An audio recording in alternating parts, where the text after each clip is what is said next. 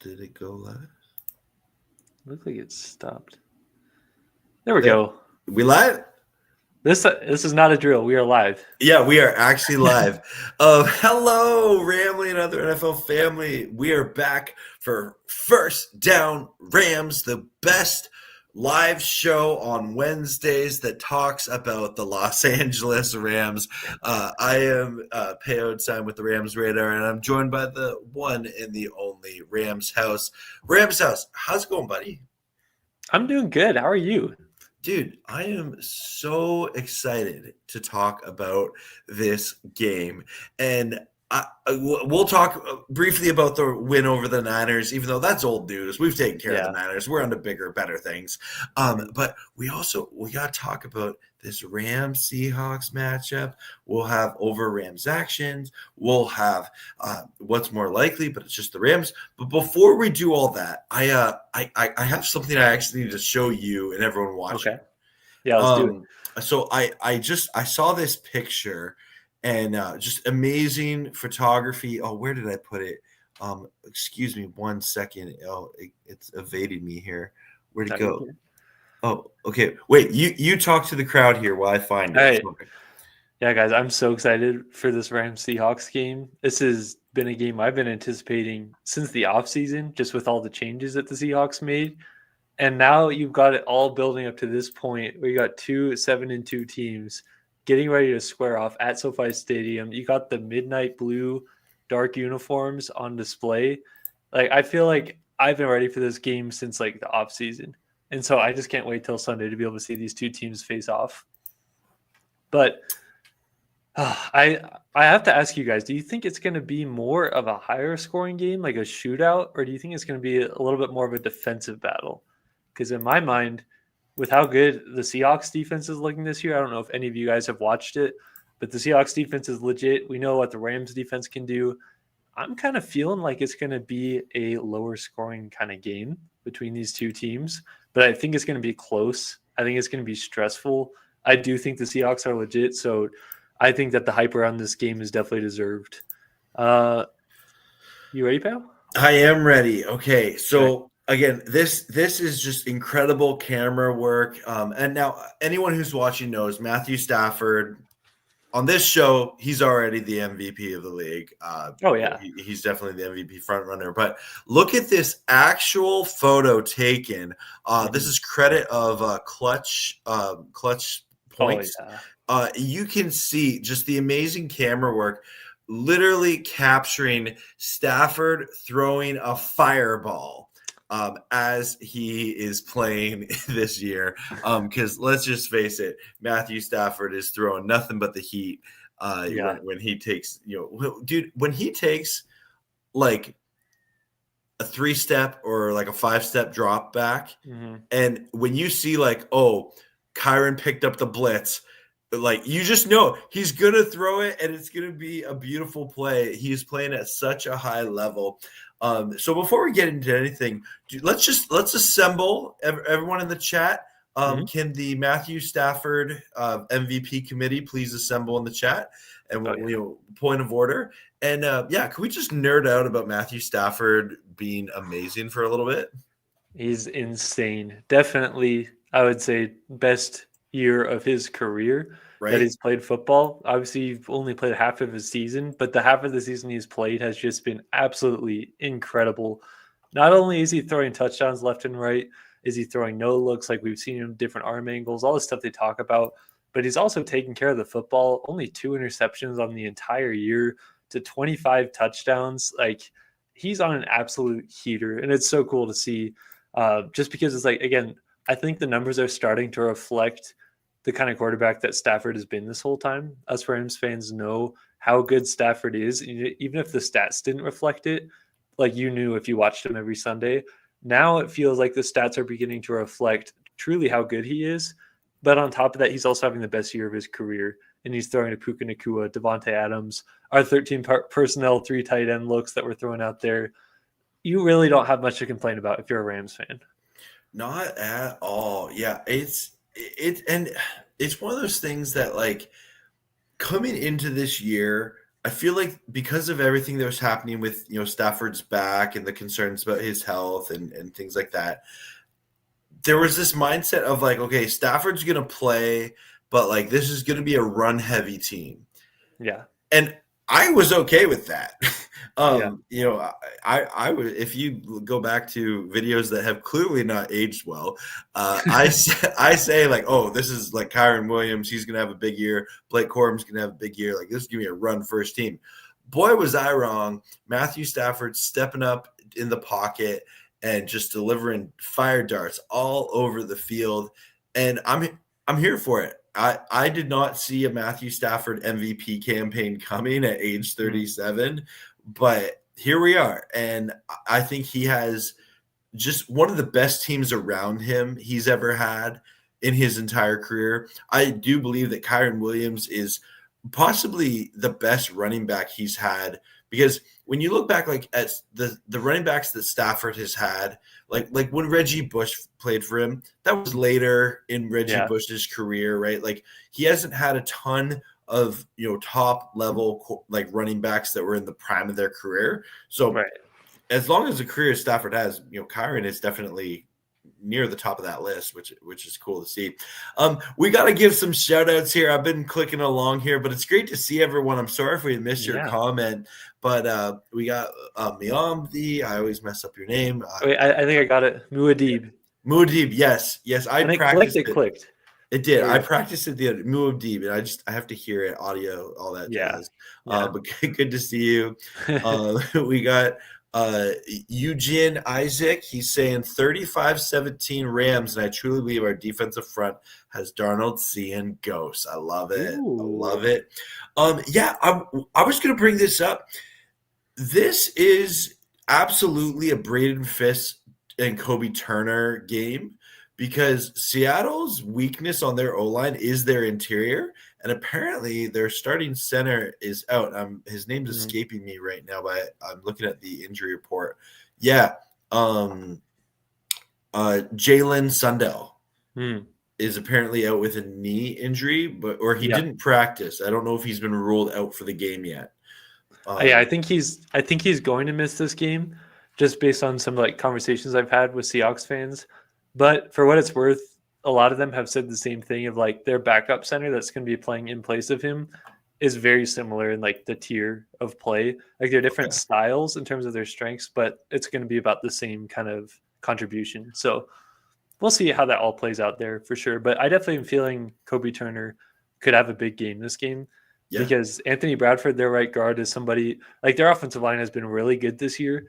And that's a big reason why Sam Darnold has had his success. But the right guard spot in particular is one that has been struggling. Yeah. So I'm looking at Kobe Turner. I'm looking at Braden Fisk. Obviously, they're going to have a plan for them, but I'm definitely going to keep my eyes on that matchup. Yeah, absolutely. And I guess, we'll dive into the Seahawks matchup later on. But let's just talk briefly, ever so briefly. And I know it's old news, everyone watching, but we are two Rams fans that always love it when the Rams beat the 49ers. Which Rams fan in the world doesn't love that? So Rams, maybe let's just start with that. What are your thoughts on the aftermath of the Rams beatdown of the 49ers in Santa Clara on Sunday? I'm still riding high on it. I don't care that it's a few days later from when it happened. I expected this, I thought there's a chance it could be a blowout and go the way that it did, but I was expecting more of a close game based on what history has shown us between these two, no matter what injuries happen.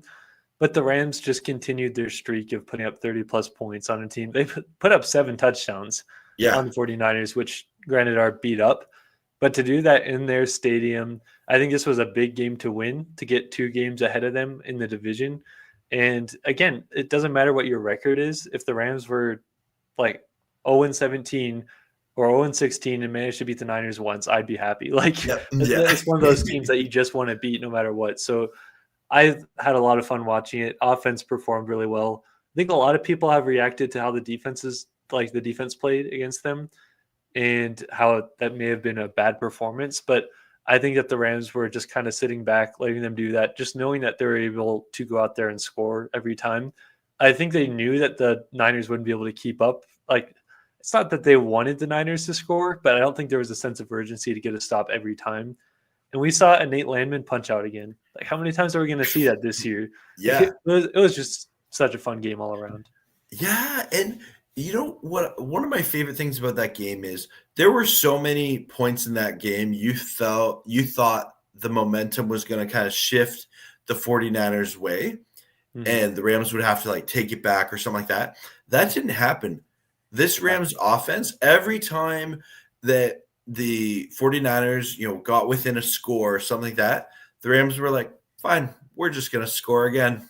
We're not going to let you come back into this game. And that is a sign of a very good football team. That is the sign of a football team that's ready to compete to win a Super Bowl.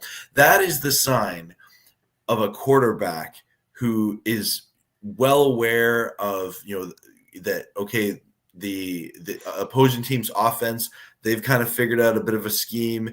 Kittle and Juwan Jennings were having a bit of a day against our defense.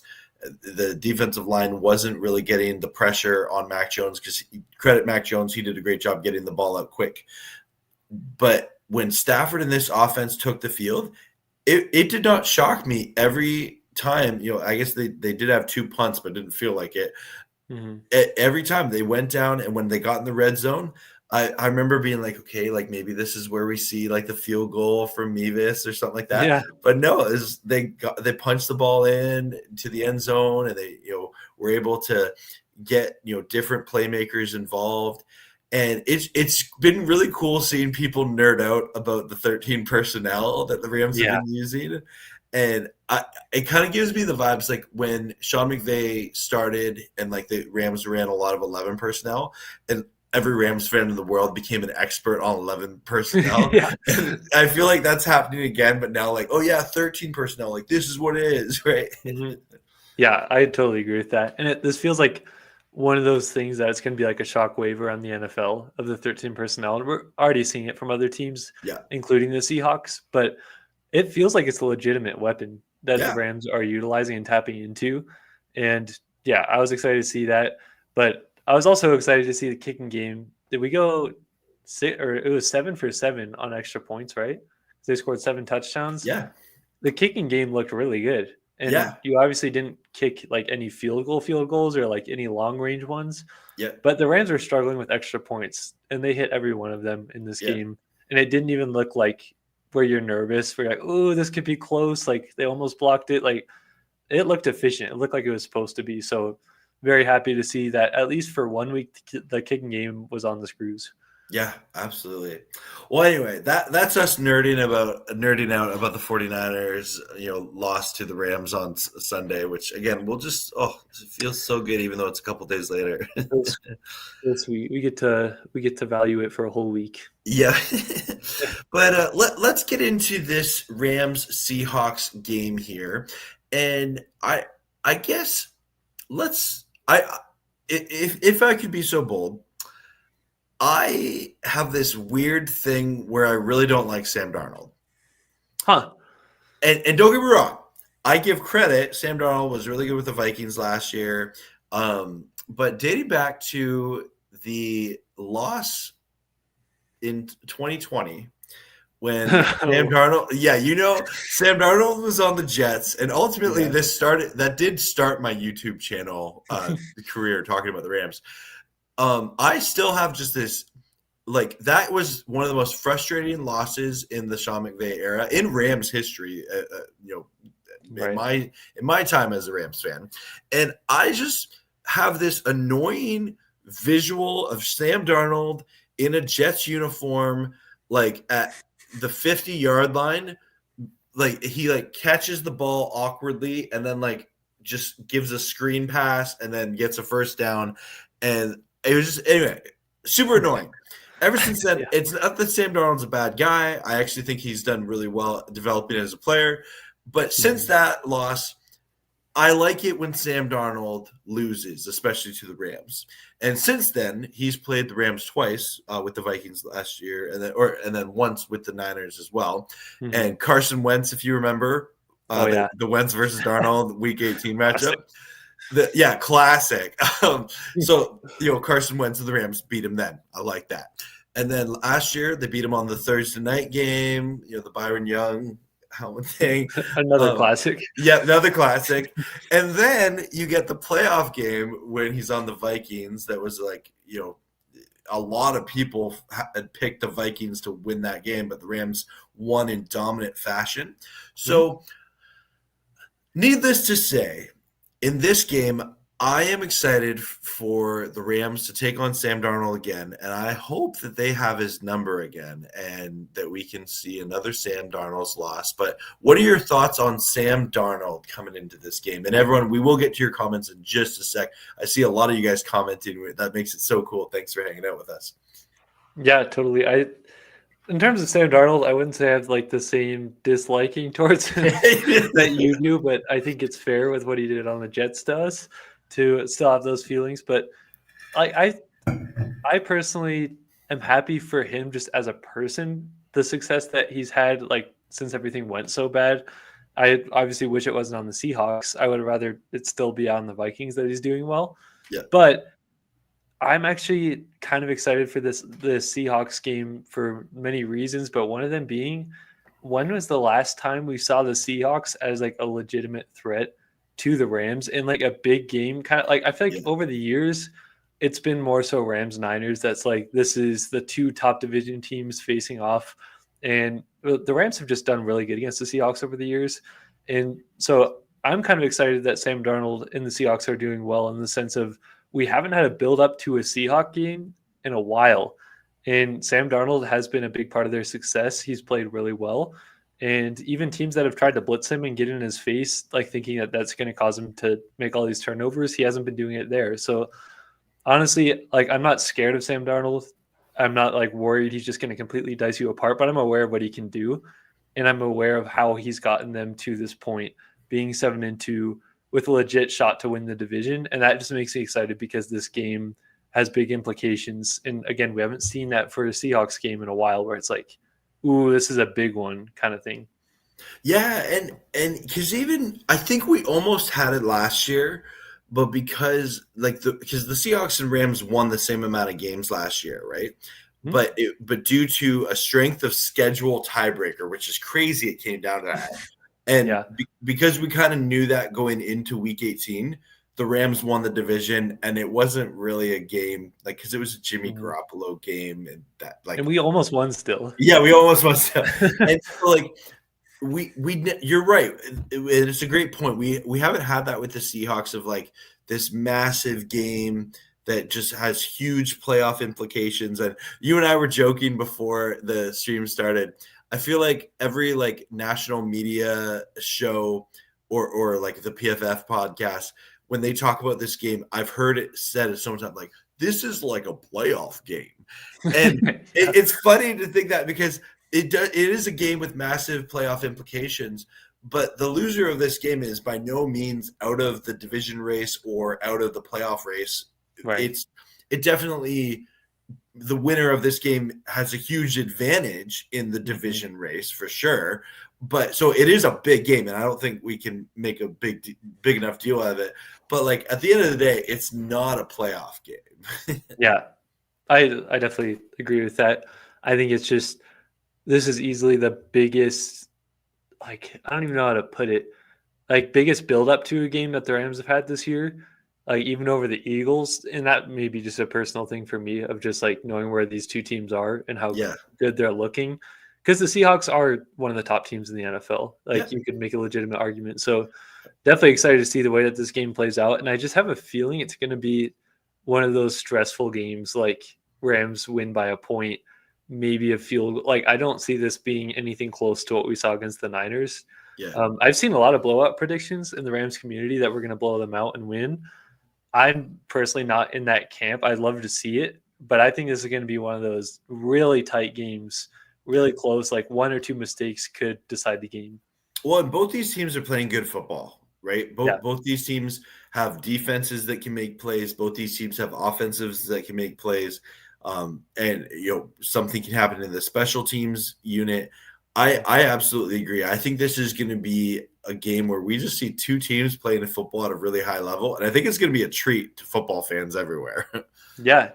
Muad'Dib says it's giving Rams Chiefs 2018, which Yeah.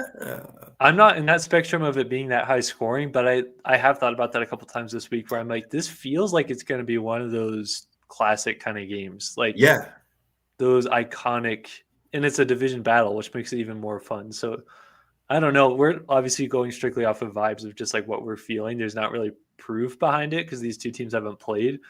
But I do have a feeling it's going to be one of those really nice games to watch. And I agree with some of the people in the chat that the game should be flexed into a different, like the fact that this is a, like for my time, 2:05 window game is really sad because I feel like this is one of those prime time, like obvious games to put in there. Totally. On that subject of Chiefs and Rams 2018, Porter is saying, do you think this is going to be the best game like Kansas City in 2018, or do you think Kupp is going to have a revenge game on us? Oh, man, we have to rip the Band-Aid off and talk about Cooper Kupp. So first off, I do think this is going to, like, I agree with what Rams House is saying. I think this is going to be a classic game. You have two teams that are well coached. You have lots of talent all on all sides of the ball here. And I think that we're going to see Seattle make some plays. We're going to see the Rams make some plays. And all the ingredients for one of the best games of the 2025 season are there for this. Cooper Kupp, what are your thoughts on Cooper Kupp this game? I know he's had some good plays with the Seahawks this year.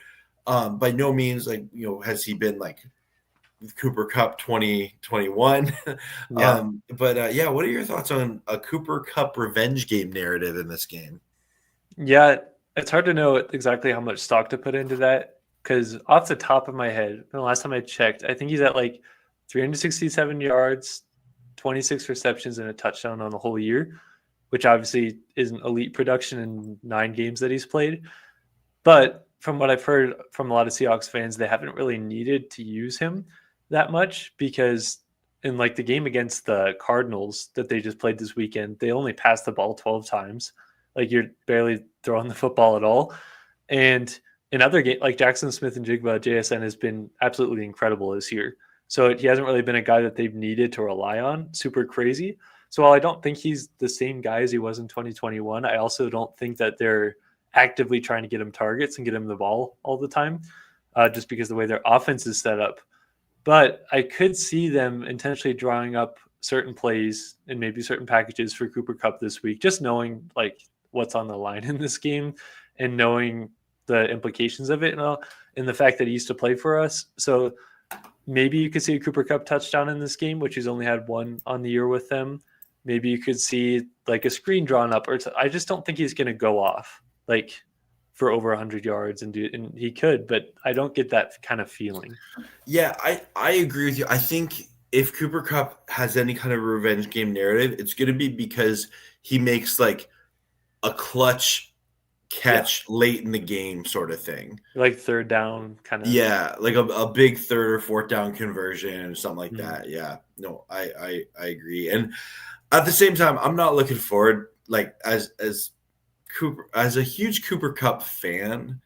Yeah, I'm not looking forward to seeing him in a Seahawks uniform.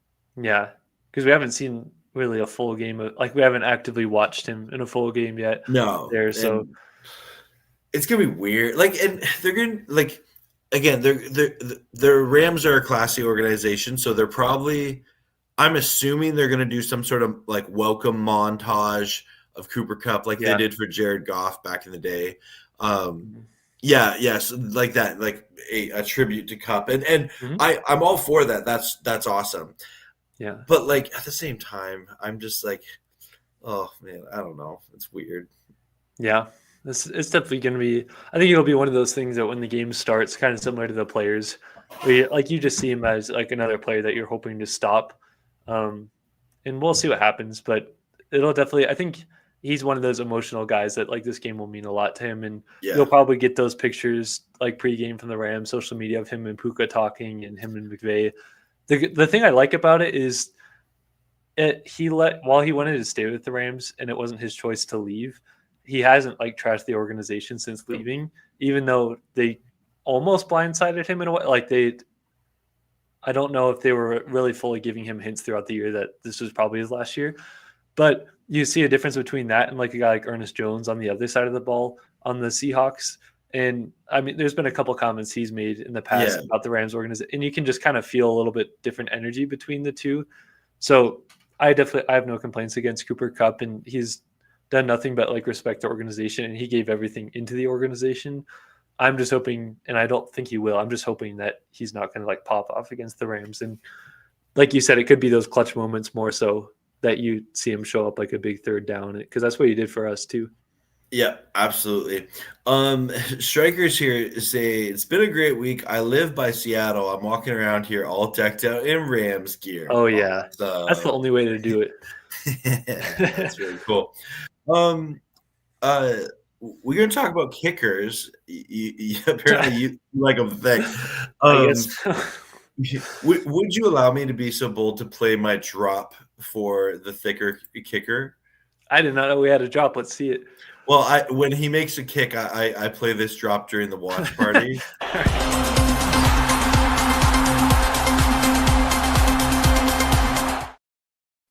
Most people, it just looks like an ordinary guy. Like you saw him walking on the street, you wouldn't be like, "That's an NFL kicker." Yeah, you know what? I get excited for Harrison Mevis just because you could tell he's a guy.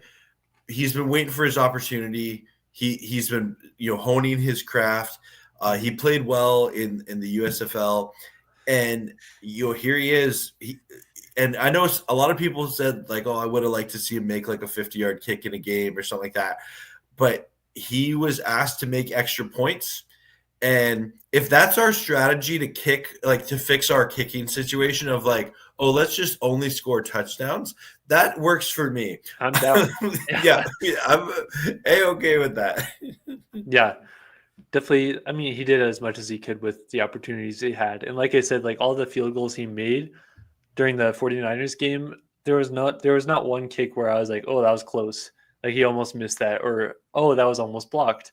So that's more so what encouraged me of the optics of it, of like we didn't even have any close calls, which we've had so many times this year. And I'm also happy that they kept Josh Carty and they didn't get rid of him off of this, because like you still saw what he could do last year, but I like how they're keeping him just in terms of like it helps for competition between both of them and keeping them on their P's and Q's. So definitely like the move that they did there. And I have a feeling we may actually see like a field goal attempt this game for Mevis, where it's not just an extra point. Yep. So I'm excited to see what happens, but hopefully we won't need him a ton, obviously. Definitely. Strikers, I don't think we'll see Jarquez Hunter. I know you're not the first Ram fan to ask this in my chat, at least. Yeah. I kind of like what the Rams are doing with Kyron Williams and Blake Corum right now. Not that I wouldn't get excited to see Jarquez Hunter, but Rams says, do you think we see him at all this year?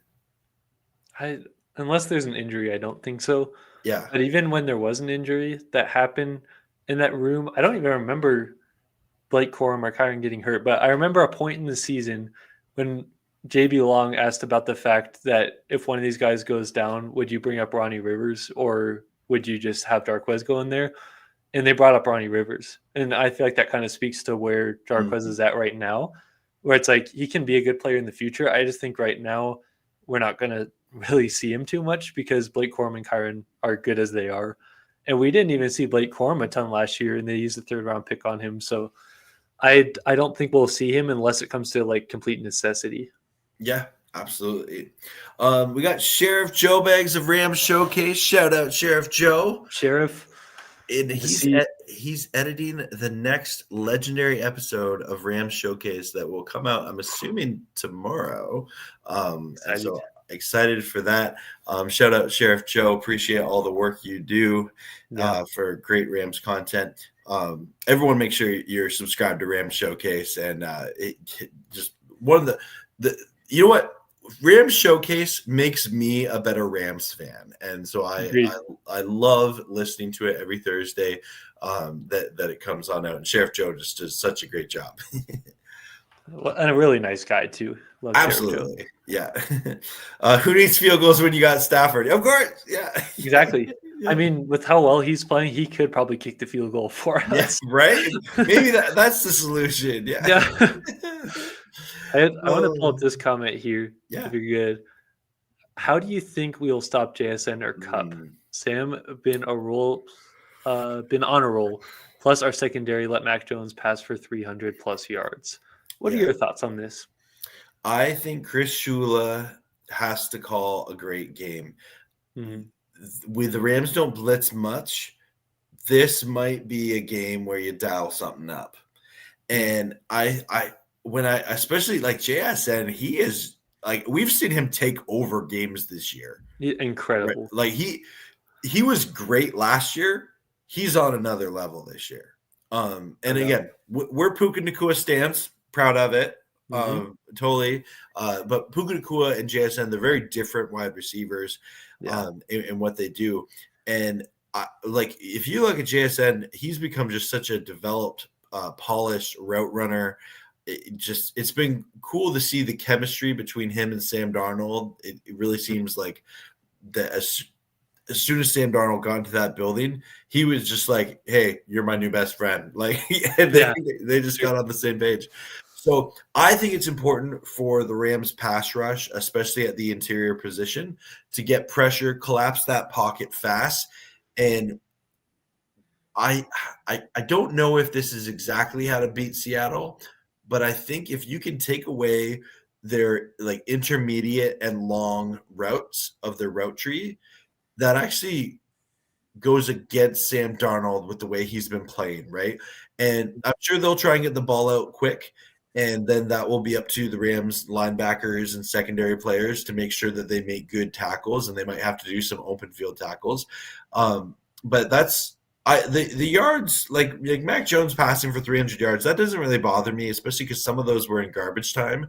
Mm-hmm. What would bother me is if we see this Seattle offense get in a rhythm where they're just marching down the field and scoring early, fast and option, then that's a concern if they're letting there be a two-dimensional team, letting Kenneth Walker and Zach Charbonnet run the rock along with picking apart our defense with JSN and Cooper Kupp. So I'm concerned, but I do think that Chris Shula has the pieces and potential on this offense, on this defense, to slow them down. Yeah, what are your thoughts on it?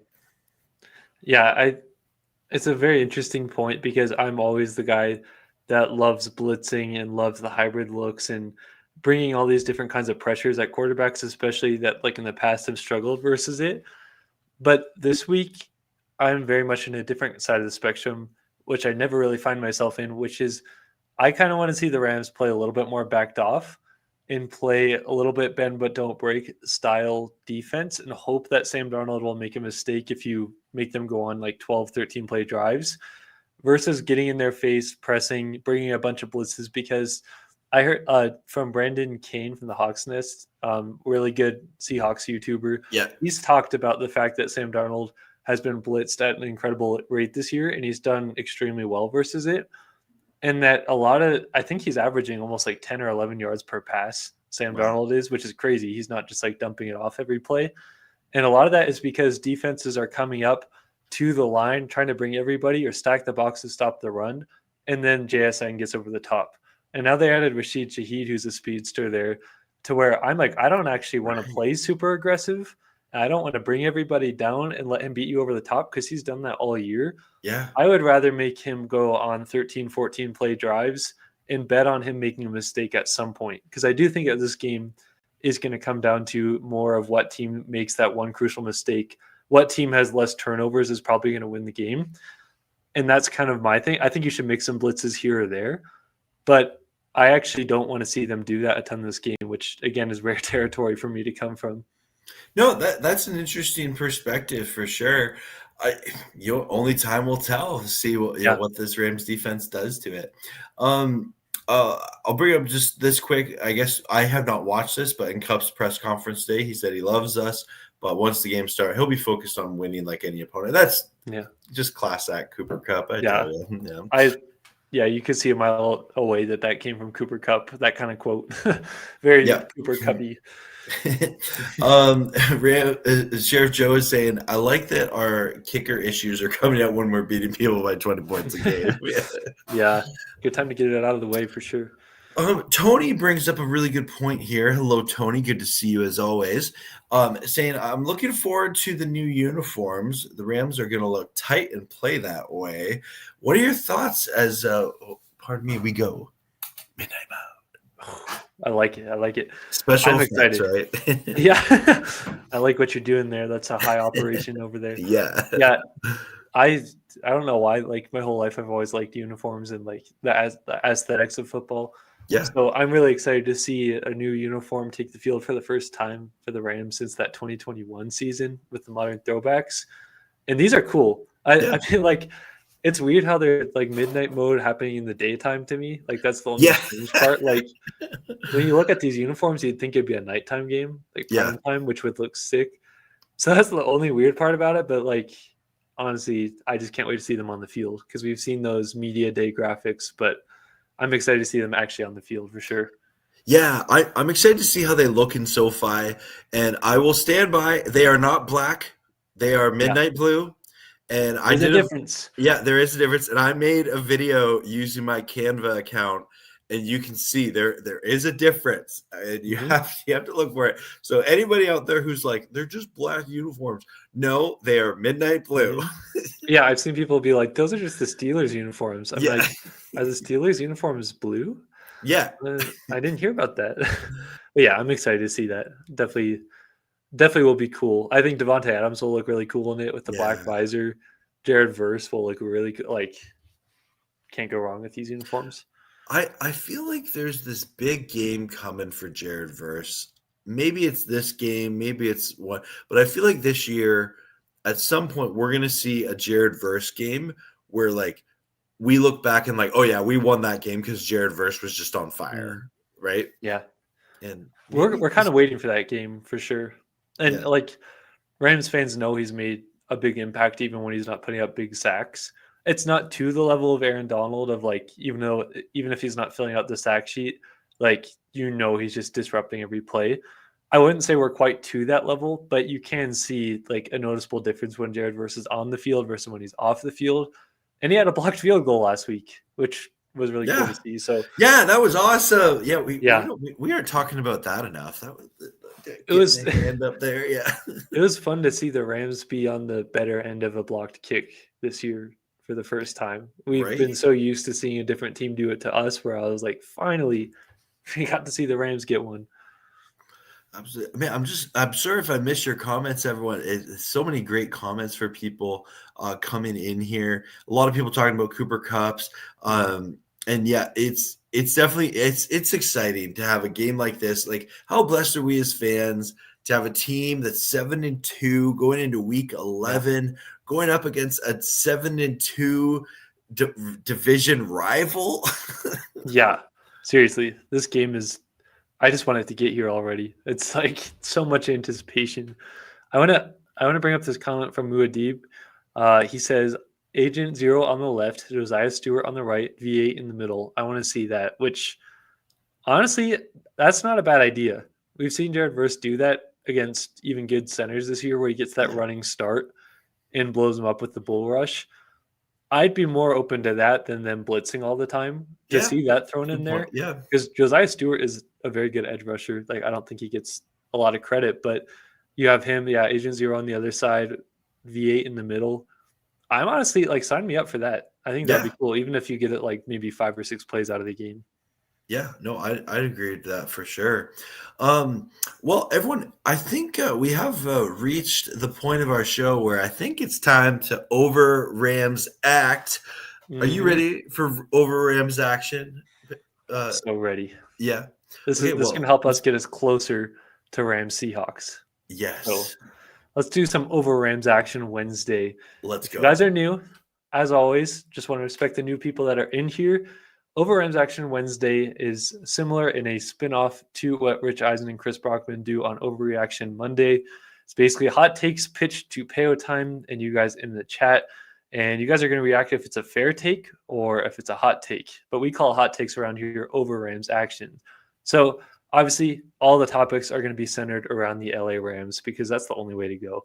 So, starting off with number 1, Rams versus Seahawks this weekend is going to be a preview for the NFC Championship game this year. Okay, let me talk this out, like what Rich Eisen does. So, your contenders in the NFC right now are the Rams and Seahawks, the Lions, the Eagles. The Bucks are banged up, but I'll put them in there. Maybe Packers, but I was gonna say I don't feel the Packers are just I think they're just too inconsistent right now. Yeah, I agree. The Eagles, with the stuff with AJ Brown, I feel like winning is hiding some locker room drama. Like I feel like the Eagles aren't crazy far from imploding a little bit. Yeah. It feels like that for sure. I think it comes down to the Rams, Seahawks, and Lions, to be honest. I don't think that's an over Rams action. I could see a scenario where it's the Rams and Seahawks.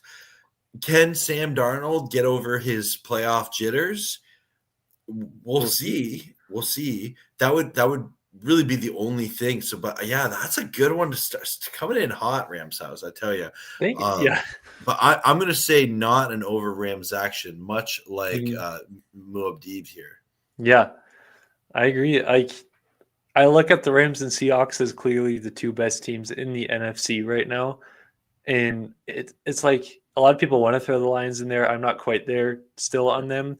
To your point, the Packers are just eh. And then the Lions, or not the Lions, who are we just talking? The Eagles. You were talking about like the drama and them almost imploding. To me, they feel like the definition of like a 500 team, like hovering around 500. Like that's just the way it feels when you watch them. And maybe it's just the way they play is just kind of boring. I don't know. But even like AJ Brown today was on a stream and he was talking about like how he's not happy and like get rid of me if I'm on your fantasy team. Like it feels like there's always something going on compared to the so obviously you'd want to see Rams Seahawks NFC Championship game at SoFi, but I also think it'd be so sick to have that at Lumen Field. Like that would be like that atmosphere, and if the Rams could pull off a win.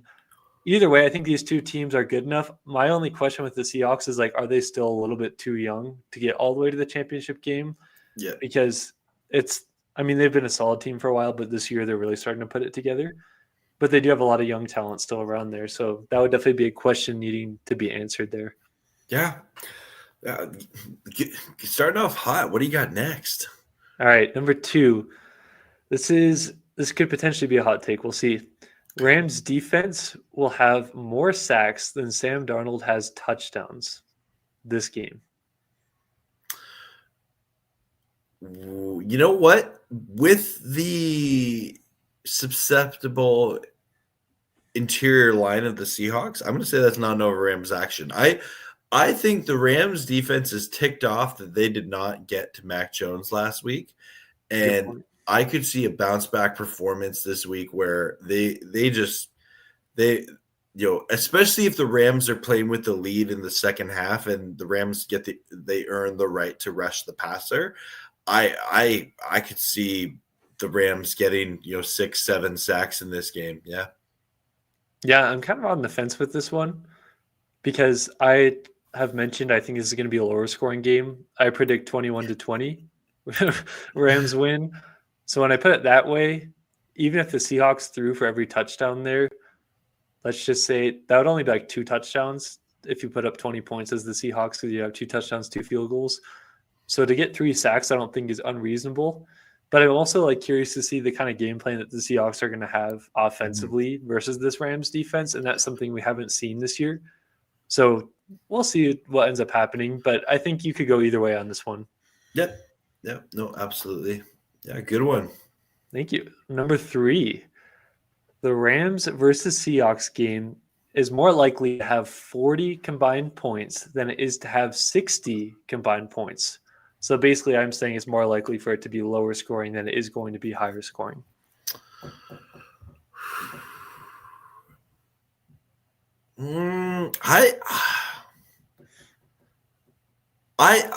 I think these defenses are playing at a high enough level.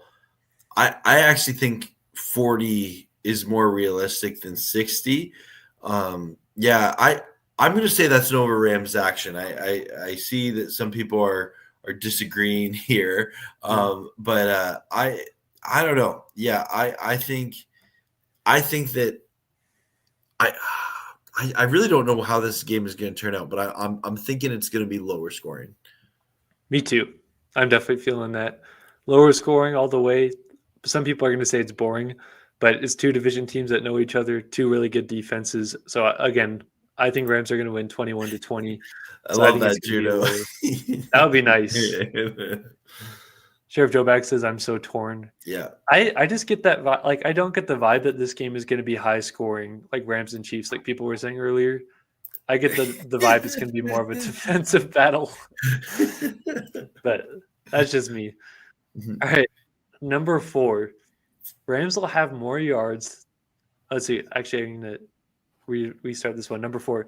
JSN will have more yards than the Rams tight ends plus running backs have in receiving yards combined. That's an over Rams action. The Rams offense, especially like the way they're utilizing tight ends and balancing their run game. I know the Seahawks defense is better than a lot of the defenses the Rams have been facing, but I absolutely think I could see JSN having a good game. I really could. And that's definitely when you look at the Seahawks offense, the first player you got to have a game plan for is JSN. Mm-hmm. But I don't think so much to a point where he's going to have like 200 plus yards this game. He's capable of that, but I think that the Rams, putting the Rams tight ends and running backs together receiving, no, I think that the group as a whole will outproduce JSN. See, I'm going kind of back and forth on this one Oh, because it's tight ends, obviously, so it's not like receivers. I could see the Rams tight ends maybe combining for 100 yards again, like all three of them together. But the Rams don't really use their running backs as much out of the backfield to catch passes as I think we would like to see. So JSN having, let's say, like 120 yards in this game, I think could beat the mark. So I don't know. I really could see, like, I don't want JSN to go off, but I think he's going to have a good game. And I don't think it's unlikely or unreasonable to say that he has more than those two combined. just a short thing I just want to mention about the Rams tight end. So I was talking to one of my friends who I talk football with. He's a Dolphins fan, and he was like, "Yeah, that Rams, 12 personnel is just like amazing. Like when you guys use like a 2 or 3 tight end set, like you guys are unstoppable." And I'm like, "Can you name a Rams tight end?" And he's like, Tyler Higbee. And I'm like, correct. Can you name another one? He's like, no. Yeah. That's hilarious. But Kobe Parkinson and Terrence Ferguson and Davis Allen, all of them, all 4 of them are playing such good football. And I hope they all become household names and get on like cereal boxes. That'd be hilarious. Yeah, it's going to be interesting to track because I've heard a lot this week that the Seahawks do a really good job against tight ends. So the same guy. We'll see what happens though. Definitely curious to keep an eye on this one. Yeah. All right, my 5th and final over Rams action topic here. Let's hear it. The Rams or Seahawks are going to have a play longer than either team's longest field goal. Oh, so hypothetically, if the Rams or Seahawks had a 50-yard field goal, you think that they will have someone's going to have like a 51-yard plus passing play or rushing play. Ooh, that's a good one. You know what? I don't think that's an over Rams action. And it might be a like 90-yard pick 6 by Emmanuel Forbes or something. But yeah, I don't think that going into this game, I would not say that like the kicking game is at the top. Like it could be, it comes down to a field goal, but I actually don't think a field goal, like will be like the deciding factor of this game. Who knows? But yeah, that's what I say. Yeah, going to be interesting to see. Sheriff Joe Bag says, I'll go a step further. I say both teams have one play that is longer than either team's longest field goal. Yeah. We'll see. JSN has been a really big threat this year on like deep plays, whether it's like posts or a streak or whatever. Like he's kind of specialized in those deep ones this year. Had a lot of big plays. I feel like Davante Adams or Puka Nacua could have one of those long plays this week. That's like, and the Rams offense has been very explosive this year, big chunks. And so I don't think it's an over Rams action to say either one of these teams has a longer play than either team's longest field goal. Absolutely. Yeah. Rams, those were phenomenal over Rams action. Great job putting those together. Thank you so much for always doing that. I got to give a shout out here to a Rams content creator I learned about this past year. Carner, I always mess this up. Carner Rose Latinos. Vamos Rams. For anyone who's looking for Rams content in Spanish, best Rams fan channel out there on the internet. Go subscribe to him and his colleagues. They're fantastic. And they actually started the Rams Day movement. I don't know if you saw it. I saw a couple people post about it on the Rams versus Saints Day, where it was hashtag Rams Day. And so I'm excited to do that again with him next year. That's super sick. Glad to learn about it. I love his profile picture. Yeah. That's really cool. Yeah, he's great. Yeah. Yeah. Let's see. Stafford's gonna throw a Puka bomb. Love it. We got both teams will need points, so that they will forego a field goal on fourth down. How many fourth down stops will the Rams have? I think over 3. Ooh, that's pretty bold. You know what? They've been like against the Jags and the Niners. They've been pretty good on fourth down. Yeah, that's true. I just don't know if I see the Seahawks going for it that many times, but this game definitely could require that. Yeah. I hadn't thought about it in depth, but I don't think it goes over 3, but I don't think it goes under 3. I think it'll be 3 specifically right on. I'd love to see that. That'd be so fun. We got Seahawks Eddie in here. What's up, Seahawks Eddie? Good to see you, man. Good to see you. Good luck to your Seahawks, and obviously, where I'm sure you're excited about this game. 2 7-2 juggernaut teams going head to head for a division. For the lead in the division and possibly the lead in the NFC, depending on what happens with the Eagles. You should expound on that a little bit more, because you told me and Sheriff Joe Bags that with the Seahawks and Eagles game, and if the Rams win, what could possibly happen? Yeah, so this was last week. If the Seahawks if the Seahawks would have lost to the Cardinals and the Eagles would have lost to the Packers, the Rams would have been in first place in the NFC.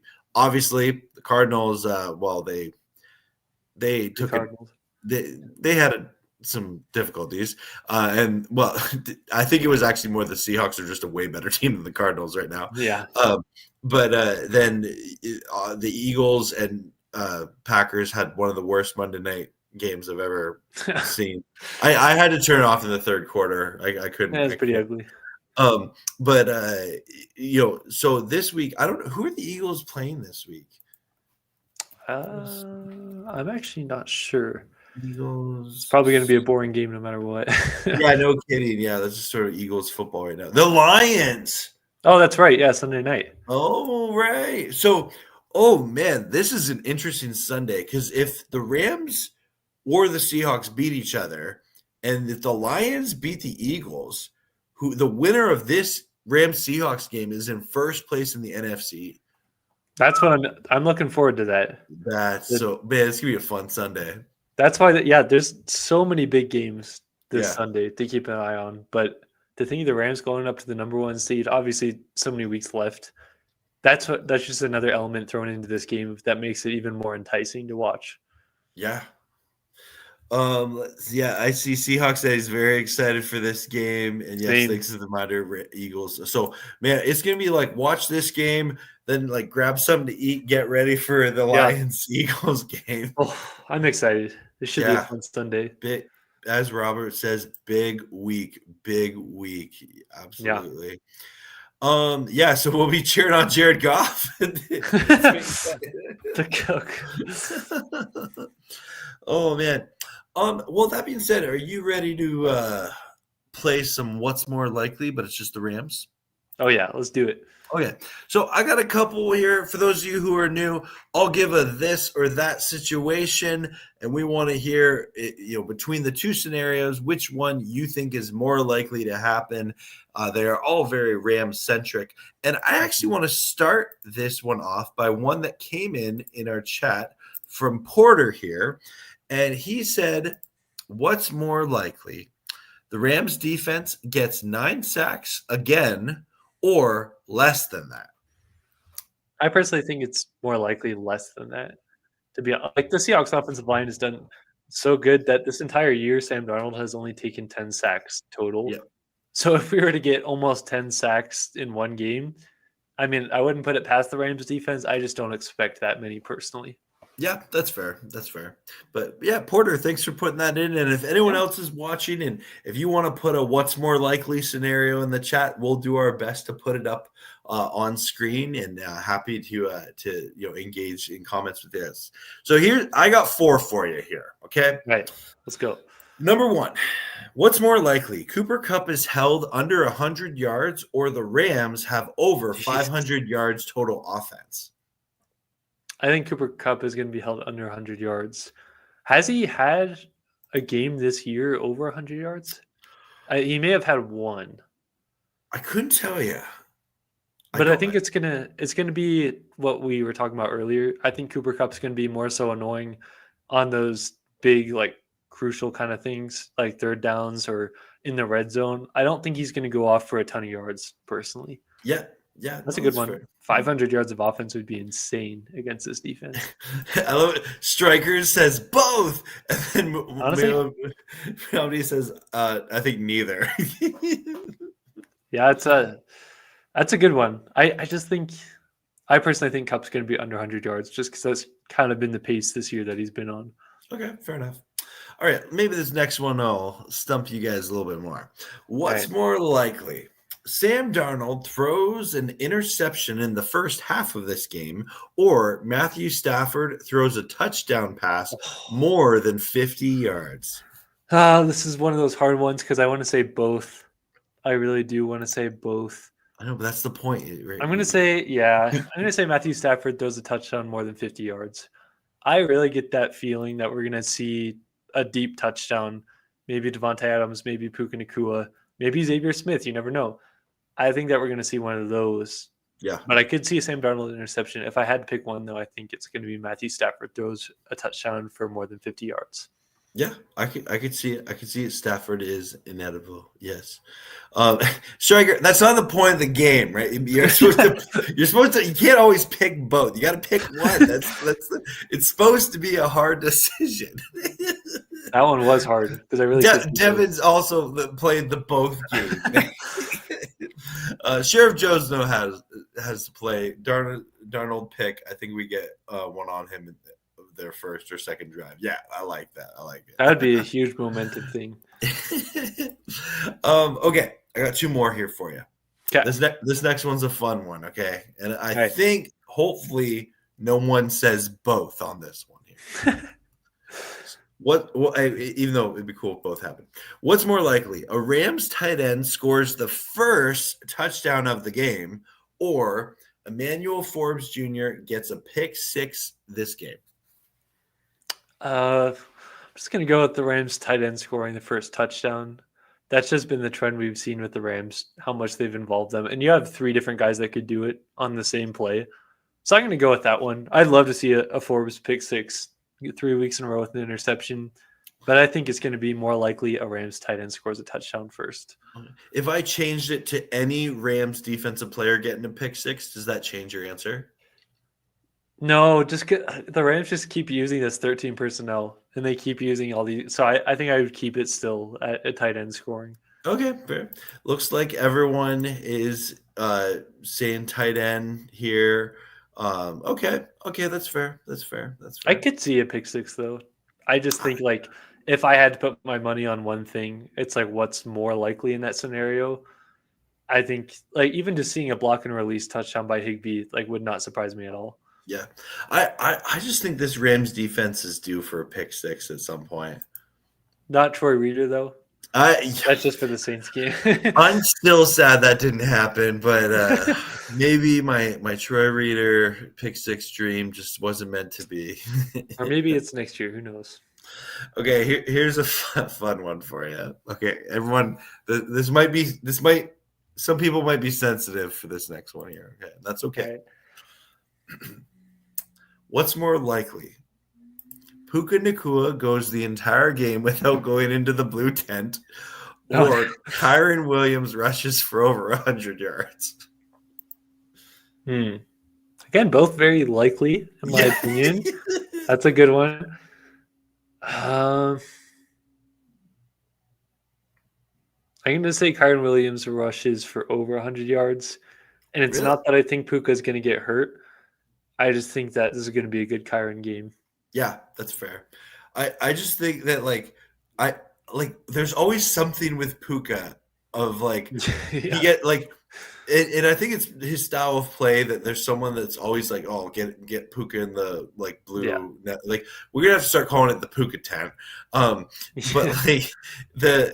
like whether it's like him bleeding or him like getting a helmet to helmet and they call him in the blue tent, or like he just like gets the wind knocked out of him or something. It's just like his style of play.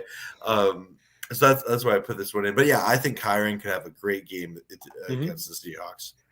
Well, even like how many times have we seen Puka Nacua get hurt and we get really concerned? And it's like, oh, he just says after the game, like, oh, I just got the air knocked out of me. Yeah. And it's like if he lands on the football with a catch, or like sometimes I'm like, I get so concerned and then it's just like the air got knocked out of him. So I just feel like, I don't know. I feel like Kyren could have a good game this game. Yeah, I think a lot of people are thinking that in the chat for sure. Oh, no. Do you see the one from Paul? I'm going to bring that up. A few people brought in some what's more likely. So we'll start off with that Paul one here. What's more likely, Darnold interception or Kyren fumble? Asking the tough questions, Paul. Yeah, I'm going to say Darnold interception too. It does feel like the Rams might get at least one on Darnold. With how good he's played this year, I could see one happening. Yeah. But like Kyren's really picked up his fumbling. Like the only fumble he's had on the year this year is still that Niners game one, right? Yeah. I think it's just because it happened in such a big moment that people think that it's like still been a big problem this year, but he's only had one to my. Yeah, no, and I actually really like the Blake Corum and Kyren Williams kind of thunder and lightning thing they got going on right now. I think that can sometimes be a tough balance to find in the NFL, but I think they found it. Yeah. Mm-hmm. I want to bring this up real quick because Sheriff Joe, do you remember the other fumble he had? I'm really trying to I can't remember that second fumble. I feel like I should. Was it two fumbles in the same game against the Niners? No, because Corum had one. Right. Yeah. I don't remember the other one. I'm blanking too. Yeah. Help us out in the chat, guys, if you remember. Yeah. We definitely need the help there for sure. I like this one here. Is will Punchman Landman force another turnover this game? Why would you bet against him, to be honest? Like, insane. I don't know. That'd be a scary sight. You're a ball carrier and you see 53 with his fist down. Like he almost had a second one last week too, right? But Christian McCaffrey just got his knee down in time. Yeah, the ball was starting to squirm out, and he recollected. Yeah, that's a good point there. Yeah. It like on the Nate Landman subject. Every now and then you see a player like him where they just have a knack for doing that. And I'm so glad the Rams found him via free agency. I hope he's a Ram for many years to come. But it's so cool to have a guy like that on defense. Yeah, I totally agree with you, especially at that linebacker position, because he's a really good tackler too. And the fact he got the captain patch in his first year with the Rams, like so quickly, I think speaks to who he is. I know the Rams don't like to extend linebackers, but I do have a feeling this is going to be one of those that we keep around. And I hope we do it sooner or later before it gets pretty expensive. Totally.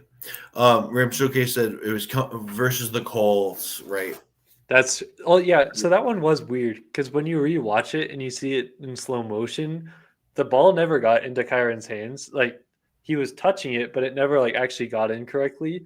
That one felt a little bit more like a misexchange between him and Stafford than it did like Kyron fumbling. But I guess like technically that's another fumble. Absolutely. Well, everyone, we are coming to the end of our show here. It's been awesome hanging out with you all. Thanks for all your great comments and listening and watching, all that good stuff. Rams House, what do you got coming up in terms of content? Yeah, I will be clipping out the Over Rams action segment probably sometime around tomorrow for those who didn't catch it live. And hopefully we'll be doing a post-game reaction to the Rams Seahawks game. It's actually my mom's birthday on Sunday, so I want to make sure she's like so we'll see if I have time to do that, but we are planning on doing that and then going to do a game preview on Tuesday for the next Rams game. What about you? I will be doing a watch party for the Rams Seahawks game from some hotel somewhere in Canada. So you can tune in to see if I have a sketchy hotel room or a nice one. And then I'll be clipping out a couple parts of this live stream, which has been a lot of fun. And thanks everyone who watches that and supports that way. And for those of you, some of you have maybe noticed, I saw Paul notice, we are trying something new this First Down Rams episode where we're streaming to both the Shorts tab vertically, but also our regular YouTube channels. Really just we've seen a couple other people do it, and we're going to see if people like it. If people don't really watch one, the vertical stream, then we'll maybe stop doing it, but we just wanted to experiment a little bit. So we appreciate you guys liking, subscribing, all that good stuff. And it's it's an honor to talk about the Rams on YouTube. Sorry, I'm just looking in the comment section. It's hilarious. I don't know if you caught this. Between Muad'Dib and Ram Showcase, they said no way. They said the same comment at the exact same time. Literally one after another. And then later on, Muad'Dib said, "Maybe if we're not so different, you and I." It's hilarious. Oh, that's incredible. What are the odds? Oh man, I'm dead. Oh my gosh, that's the best part of the stream for sure. That was incredible. Sorry, I get laugh attacks. Oh, you're good. I just love how it's like it didn't happen like a few comments apart from each other. It's literally like one after another. That was incredible. Ramhouse, you're gonna have to take us out, man. Yeah. All right. With Peo Time dying, you guys just caused that. We thank you guys so much for watching this First Down Rams episode. I'm so excited for this Rams Seahawks game, and I could tell you guys are too. You guys were blowing it up in the chat tonight, and I had such a great time because this show is never. Wait. Did they just do this? What in the world? What? It happened again? What? Was that planned? Wait, these are clearly two different people in ATA and Strike. I'm so confused. Wait. Muad'Dib says we're all bots. This is incredible. I'm dying. I'm so confused. If this starts happening in your watch party on Sunday, you're gonna have to let me know. I will. I can't. I'm shocked. On that note, thank you guys so much for all your comments and for just tuning in to watch us tonight. You guys make what could just be two Rams guys talking it out about Rams into a really fun night with all the comments that you guys have and the way you guys participate.